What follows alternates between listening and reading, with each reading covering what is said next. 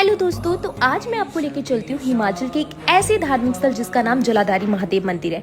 जलाधारी महादेव में मौजूद जो शिवलिंग है वो जमीन से काफी ऊंचा है और उस शिवलिंग के ऊपर गाय के थनों का आकार बना है, जिससे लगातार जल बहता रहता है। वहाँ के लोगों का मानना है कि शामू नाम का एक युवक अपनी गाँव को इस स्थान पर चराता था। एक दिन शामू एक जानवर को पकड़ने के लिए गुफा के अंदर चला गया और रास्ता भटक गया। लोगों ने उसे मरा हुआ समझ लिया। बोला जाता है कि करीब 4 साल बाद वो गुफा से बाहर आया तो उसने वहां के लोगों को बताया कि गुफा में एक महात्मा ने उसे विभूति दी थी, जिससे उसकी भूख मिट गई। लेकिन जब उसे घर की याद आई तो फिर वो घर वापस जाना चाहता था। तो उस महात्मा ने उसे कहा कि वो वहां पर शिवलिंग के रूप में प्रकट हो जाएगा और मेरे ऊपर दूध की धारा टपकेगी। लेकिन फिर उसने ये भी कहा कि ध्यान रहे कोई उसे अपवित्र ना करे, वरना दूध पानी में बदल जाएगा। लेकिन बोला जाता है कि किसी मुसाफिर ने उस दूध की धारा से खीर बना ली थी। उसके बाद दूध की जगह अब जो है वो पानी बहने